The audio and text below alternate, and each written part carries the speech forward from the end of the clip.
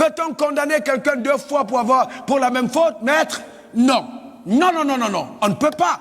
Alors, si la cour a reconnu, il y a 2020 ans, que Jésus est mort et qu'il est ressuscité d'entre les morts, la cour céleste de justice qui a plaidé en ce jour a accepté le sacrifice du sang comme étant une rançon, comme étant là la rançon de substitution, afin que quiconque croit en Jésus soit libéré de l'oppression de la loi du péché et de la mort et restauré dans la vie.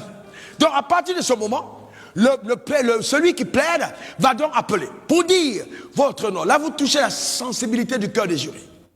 Regardez la vie à votre honneur de ma cliente. Regardez comment est-ce qu'elle vit. Je vous rappelle qu'elle dort sur son immeuble et que l'immeuble sur lequel elle dort, c'est son immeuble. Elle a été dépouillée de tout. Depuis des générations, vit de façon vraiment terrible. Votre honneur, allez vous laisser perdurer en tel mal, vous dont le sens de la justice est si élevé et dont la réputation de la cour est internationalement connue.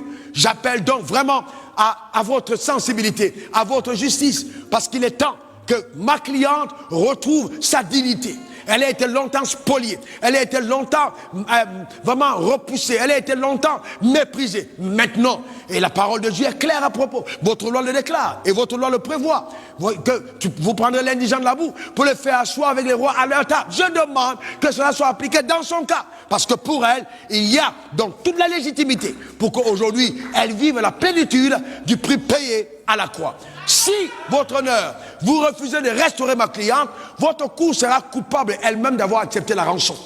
Je vous demande donc, tenant compte de ces arguments irréfutables, que pendant que vous êtes en train de délibérer dans votre âme et conscience, vous tenez compte de tous les personnes qui regardent à ce procès et de tout ce que les gens diront. Si, après avoir accepté Christ, on voit sur la terre une personne qui continue de croupir sous le poids des malédictions, on dira que cette œuvre accomplie à la croix n'est qu'une farce. Votre honneur, ici est engagée la réputation de ciel. Votre honneur, ici est engagée la dignité même du royaume. C'est pour ça que je plaide.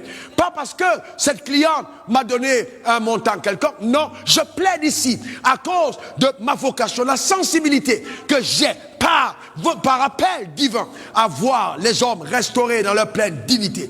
Votre honneur, je sais que nous partageons le même combat parce que nous sommes du corps de la justice. Qu'il plaise donc à la cour, en ce jour solennel, de restaurer ma cliente. J'en ai terminé. Voyez-vous, quand vous terminez votre plaidoirie, amen, alors là, frères et sœurs, quand ils se retirent eux-mêmes, vous les avez conditionnés. Il n'y a plus moyen. Même le diable, quand tu parles, il met la queue, la tête comme ça, il dit, waouh, là, je suis tombé sur quelqu'un qui connaît ses droits. Voyez-vous, donc c'est important d'apprendre à plaider.